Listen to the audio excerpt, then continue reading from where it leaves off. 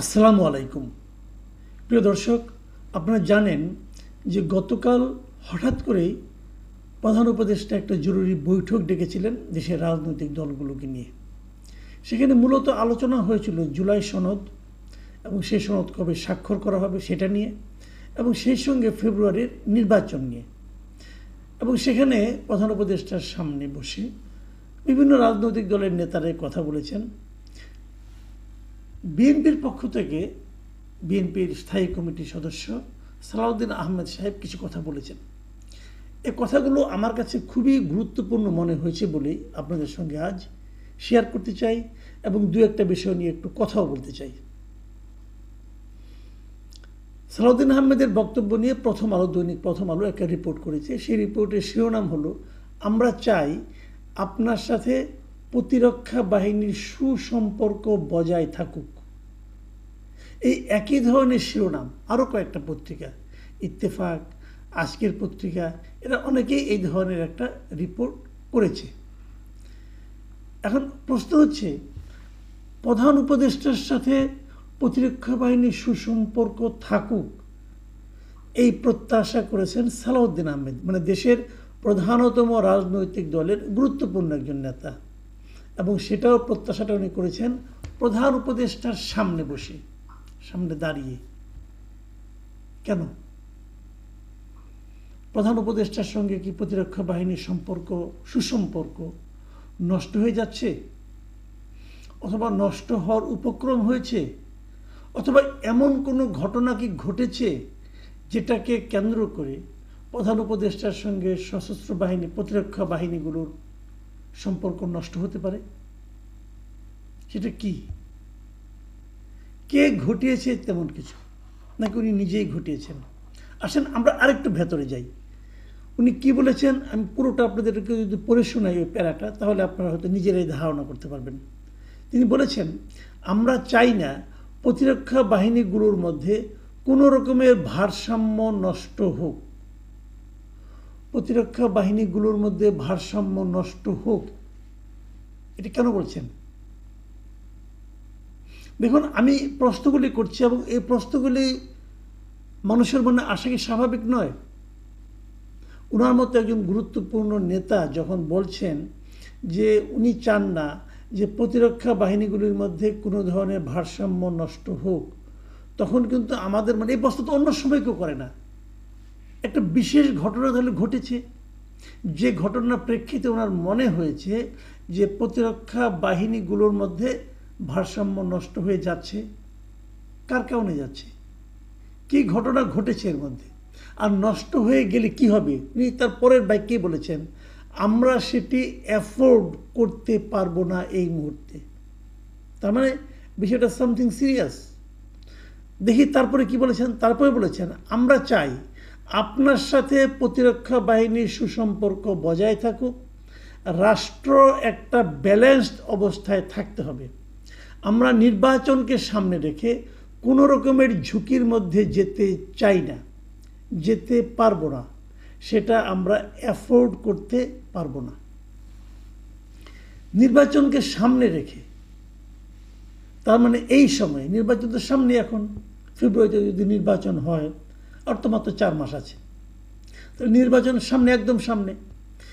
এই সময়ে কিছু ঘটছে, তাহলে নির্বাচনকে সামনে রেখে অ্যাফোর্ড করতে পারবো না, তার মানে এখনই কিছু ঘটছে। কি সেটা আমরা আলোচনা করতে পারি, কিন্তু এই সময় হলে অ্যাফোর্ড করতে পারবেন না, অন্য সময় হলে পারতেন। এই সময় কি ঘটতে পারে? নির্বাচন ভণ্ডুল হতে পারে, অথবা নির্বাচনের পরিবর্তে গণতান্ত্রিক প্রক্রিয়ার পরিবর্তে গণতান্ত্রিক যে শাসন, তার পরিবর্তে অগণতান্ত্রিক কোনো কিছু চলে আসতে পারে, এ ধরনের আশঙ্কা। আমি কিন্তু আশঙ্কাগুলো বলছি, কারণ আমি মনে করি উনি এই কথাটা তো পাবলিক করেছেন। ওনারা যদি রুদ্ধদ্বার কক্ষে বলতেন পরস্পরকে, তাহলে আমাদের কোনো বক্তব্য ছিল না, আমরা জানতামও না, ভাবতামও না, ভয়ও পেতাম না, অথবা আতঙ্কিত বোধ করতাম না, কিছুই করতাম না।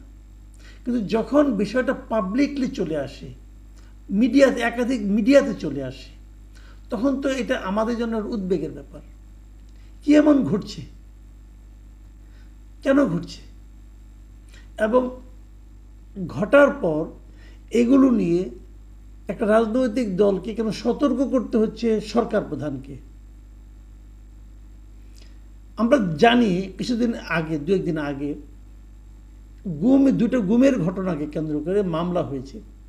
সেই মামলায় বেশ কয়েকজনকে আসামি করা হয়েছে এবং কয়েকজনের বিরুদ্ধে গ্রেফতারি পরোয়ানা জারি করা হয়েছে। এবং গ্রেফতারি পরোয়ানা যাদের বিরুদ্ধে জারি করতে আমাদের সামরিক বাহিনীর বেশ কয়েকজন ছিলেন।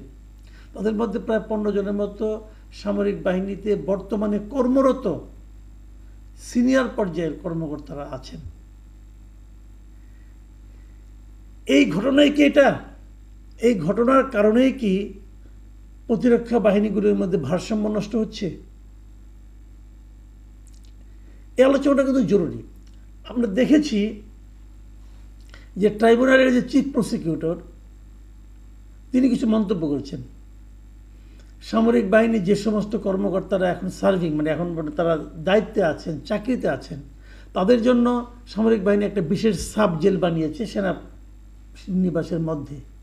সেখানে তাদেরকে আপাতত রাখা হয়েছে এবং তাদেরকে তাদের কর্ম থেকে অব্যাহতি দেওয়া হয়েছে আপাতত সাময়িক সময়ের জন্য। হয়তোবা 21 তারিখে তাদেরকে ট্রাইব্যুনালের সামনে উপস্থাপন করার কথা, হয়তো ওখান থেকে করা হবে।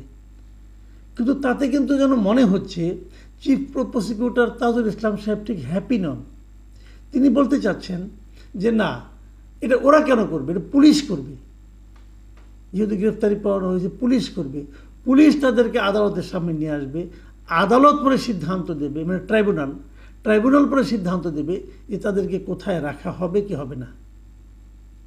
তো তাজুল ইসলাম সাহেবের এই সিদ্ধান্ত অথবা এই বক্তব্য, এটার দিকে কি মির্জা ফখরুল, এটার দিকে কি আমাদের এই সালাউদ্দিন আহমেদ সাহেব ইঙ্গিত করেছেন কিনা আমি জানি না, কিন্তু এটা একটা কারণ হতে পারে।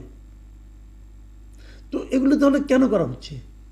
এই কাজগুলো কি এখনই জরুরি ছিল? আমি কিন্তু সবসময় বলি, যদি গুম হয়, খুন হয়, টর্চার হয় কারোর প্রতি, সে যদি সিভিলিয়ানকে টর্চার করা হয়, এটা যদি আর্মি করে, অবশ্যই আর্মিকে অবশ্যই নিন্দা করতে হবে। এবং যেহেতু একটা সিভিলিয়ানকে করেছে, যেটা তাদের এখতিয়ারের মধ্যে পড়েই না, তো তারা যদি সেরকম কিছু করে তার বিচারও সিভিল কোর্টই হতে হবে। এটা আমি মনে করি পার্সোনালি। আমার মনে করে ভুল হতে পারে ভাই, আমি এভাবেই মনে করি। কিন্তু একটা কাজ আপনি করবেন, করার সময় যে সমস্ত কথাবার্তাগুলি বলবেন সেগুলো আপনাকে খুব সতর্কভাবে বলতে হবে, যাতে কারো ইগো হার্ট না হয়। কেউ কি কারো ইগো হার্ট করছে? এই বিষয়গুলো কিন্তু আলোচনায় আসবে। আমি আরও কিছু কথা বলে নেই, যে জিনিসগুলো এই সালাউদ্দিন আহমেদ সাহেব বলেছেন। সেখানে কি বলেছেন? উনি বলেছেন যে পতিত স্বৈরাচার এবং তাদের দোসর একটি দেশ এই সুযোগ নেওয়ার জন্য বসে থাকবে। তারপরে বোঝাই যাচ্ছে উনি এখানে আওয়ামী লীগকে বলেছেন এবং তাদের দোসর একটি দেশ, সম্ভবত ভারতকে ইঙ্গিত করেছেন। তারা এর সুযোগ নেওয়ার চেষ্টা করবে। কোন সুযোগ? এই যে ভারসাম্যহীনতা, এই যে ভারসাম্য নষ্ট হওয়ার বিষয়টা, এই বিষয়ে একটা সুযোগ নিতে পারে বলে আশঙ্কা করেছেন সালাউদ্দিন আহমেদ সাহেব। তিনি আরও বলেছেন, আরেকটা বাক্য পড়ে শোনাই। সুতরাং আমাদেরকে একদম প্রতি বিপ্লবী হলেও চলবে না, আমাদেরকে বাস্তবতার নিরিখে আমাদের পদক্ষেপটা নিতে হবে। তো মোটামুটি কিন্তু মেসেজ ক্লিয়ার। এখন প্রধান উপদেষ্টা কি এই মেসেজটা বুঝতে পেরেছেন কিনা আমি জানি না। যদি বুঝে থাকেন, সেই অনুযায়ী কি তিনি কোনো ব্যবস্থা নেবেন? কি ব্যবস্থা নেবেন উনি কি ব্যবস্থা নেবেন সেটা দেখার অপেক্ষায় আমরা থাকি। আর যদি উনি কোনো ব্যবস্থা না নেন, তাহলে কি ঘটবে তার জন্য বোধহয় আমাদের আরও কিছুদিন অপেক্ষা করতে হবে। প্রিয় দর্শক, এখন এ পর্যন্তই। আল্লাহ হাফেজ।